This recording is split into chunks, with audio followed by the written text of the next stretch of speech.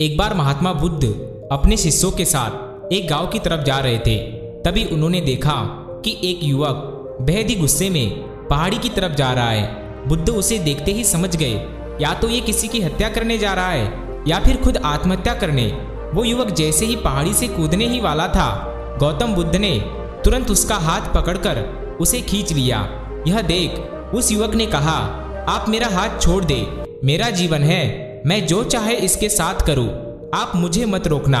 गौतम बुद्ध ने कहा, ठीक है, तुम चाहो तो दोबारा से कूद जाना, लेकिन पहले 10 मिनट रुक जाओ, 10 से 12 लंबी सांसें लो और अपनी हथेलियों को खोल दो।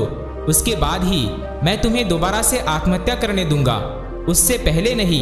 युवक बोला, आप मुझे बेकार ही इतना परेशान कर रहे हैं, मैं पहले से ही इतना परेशान हूँ, लेकिन आप कहते हैं तो ठीक है, मैं 10 बार लंबी सांसें ले लेता हूँ, अपनी हथेलियों को खोल देता हूँ, उसके बाद आप मुझे आत्महत्या करने से नहीं रोकेंगे।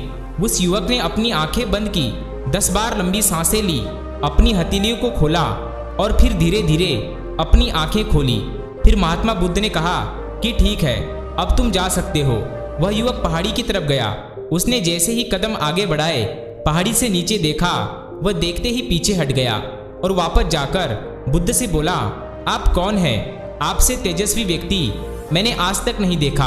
अभी मेरे साथ क्या हुआ है, क्या आप मुझे समझा सकते हैं? कुछ वक्त पहले तो मैं इस पहाड़ी से कूदने वाला था, लेकिन अब एक भय उत्पन्न हो गया है। बुद्ध मुस्कुराए और बोले, जब तुम पहाड़ी से कूदने वाले थे तब तुम्हारे अंदर क्रोध था। क्रोध सोचने और समझने की शक्ति को नष्ट कर देता है। हमारी बुद्धि उस वक्त काम करना बंद कर देती है। उस समय हम वही करते हैं जो कि हमारा मन कहता है। उस समय तुम क्रोधित थे, तुम्हारा मन एक जगह नहीं था।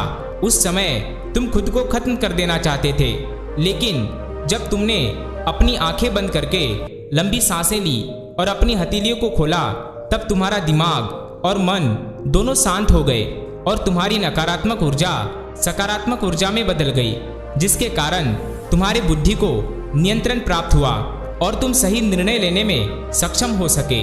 युवक बोला, आप कौन हैं? बुद्ध ने कहा, यह जगत के लोग मुझे बुद्ध कहते हैं। युवक बुद्ध के चरणों में गिर गया और बोला कि हे बुद्ध, आप मुझे अपनी शरण में शामिल कर ले।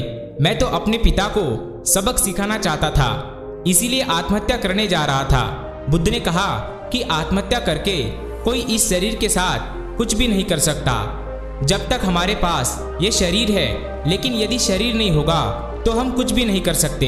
हे बुद्ध, लेकिन आप नहीं जानते, मेरे पिता ने मुझे बहुत अपमानित किया है। वह मुझे हर बात पर टोकते हैं। बचपन में मुझे वो बहुत ही प्रेम करते थे। उसके बाद उन्होंने मुझे शिक्षा प्राप्त करने के लिए गुरुकुल भेज दिया। मैं हमेशा सोचता था कि मैं गहन अध्ययन करके उनका नाम रोशन करूंगा और मेरे पिता ये सब देखकर बहुत खुश होंगे। जब मैं शिक्षा पूरी करके वापस आया, तब मैंने अपने पिता को बताया कि मैंने सारे शास्त्र, वेद, उपनिषद कंठस्थ कर लिए हैं और मुझसे बड़ा ज्ञानी कोई नहीं है। जब वह खुश होने की जगह मुझसे कहते हैं, अपने आप को ज़्यादा ज्ञानी होने के भ्रम में मत डालो, ना ही खुद में अहंकार लाओ। मैं तो उन्हें दिखाना चाहता था कि मैंने कितना गहन अध्ययन किया है। मैं बड़े बड़े शास्त्रार्थ में जाने लगा। सभी लोग मेरे ज्ञान से प्रभावित होने लगे। सभी ने मुझे महान ज्ञाता माना, लेकिन मेरे पिता ने नहीं माना। वह मेरे शास्त्रार्थ के बीच पहुंच जाते और मेरे बताए गए ज्ञान में कुछ ना कुछ कमी निकालते और सबके सामने मुझे अपमानित करते। वो मेरे साथ रहने वाले मित्रों को भी अपमानित करते थे, यह कहकर कि वो मेरा जीवन बर्बाद कर देंगे, क्योंकि वो मेरा साथ देते थे, मेरे ज्ञान की प्रशंसा करते थे। मैं समझ नहीं पा रहा था कि वो ऐसा क्यों कर रहे हैं। तब मेरे मित्रों ने मुझसे कहा, क्योंकि वो मेरे जितना ज्ञान अर्जित ही नहीं कर पाए, इसीलिए वो मुझसे ईर्ष्या करते हैं। एक दिन मेरी उपाधियों के कारण मेरे मित्रों ने मुझे मदिरापन कराया। यह बात मेरे पिताजी को पता चल गई। वो ढूंढते ढूंढते वहां पर पहुंच गए और मुझे वहां सबके सामने थप्पड़ मार दिया। मुझे बहुत ही अपमानित महसूस हुआ।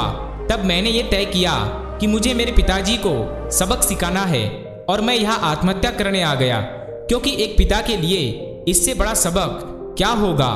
जब वो अपने बेटे के अर्थी को उठाएंगे, तब उन्हें यह एहसास होगा कि उन्होंने क्या गलती की है। बुद्ध मुस्कुराए और बोले, मुझे एक बात बताओ, जो ज्ञान तुम्हें आत्महत्या करने में प्रेरित करे वो ज्ञान किस काम का, वो कहाँ से अच्छा हुआ जो तुम्हें एक गलत काम करने से नहीं रोक पा रहा। युवक ने कहा, आप सही कहते हैं बुद्ध, अब मैं खुद अज्ञानी सा महसूस कर रहा हूँ। आप मुझे अपने शरण में ले लो, मैं आपसे ज्ञान प्राप्त करना चाहता हूँ। बुद्ध ने कहा, तुम मेरे साथ 4 दिनों तक रहना और उसके बाद अपने पिताजी के पास जाना। अपने पिताजी के घर तुम मध्य रात्रि के बाद जाना और बिना किसी हलचल के चुपचाप भीतर जाना, तब तुम्हें जीवन का सबसे पहला ज्ञान मिलेगा। वो युवक 4 दिनों तक बुद्ध के पास रहा और उसके अगले दिन पिता के पास चला गया। जब मध्य रात्रि वो अपने घर पहुंचा तो उसने देखा कि उसकी माताजी बिस्तर पर बहुत बीमार पड़ी हुई थी और युवक के पिता से कहती है कि तुम्हारी शक्ति के कारण आज मेरा बेटा मुझसे दूर है। अगर तुम इतने सख्त नहीं होते तो आज मेरा बेटा घर छोड़कर नहीं जाता। वो युवक अपने पिता की तरफ देखता है। वो देखता है कि जिनकी आंखों में आज तक आंसू नहीं देखे थे, आज वो नम आंखों के साथ बैठे हुए हैं। उसके पिता कहते हैं, मैं उसे दुख नहीं देना चाहता था, बस उसके अंदर अहंकार ना आए इसीलिए उसे दूर करता था। तभी उसके अंदर की कमियों को वहां जाकर बताता था ताकि उसे सुन कोई और भी उसे उसकी कमी बता सके और उसे अपने ज्ञान पर कभी घमंड ना हो, क्योंकि व्यक्ति का अहंकार उसे हमेशा ले डूबता है। लेकिन उस भीड़ में मेरे सिवा कोई नहीं होता था जो उसको उसकी गलतियों के बारे में बता सके।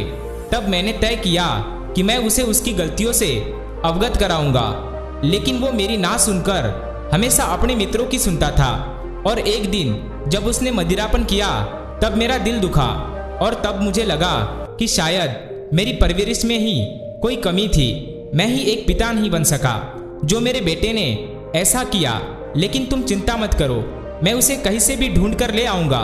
जितना प्रेम तुम मुझसे करती हो उससे ज्यादा मैं उससे करता हूँ। युवक की माता कहती है कि मैंने तो उसे हर जगह ढूंढा लेकिन वो कहीं नहीं मिला। मेरा मन कहता है कि यहाँ से कुछ दूर एक गांव में गौतम बुद्ध रुके हुए हैं, वह भी वहां जरूर होगा। तुम उसे वहां जाकर देखो।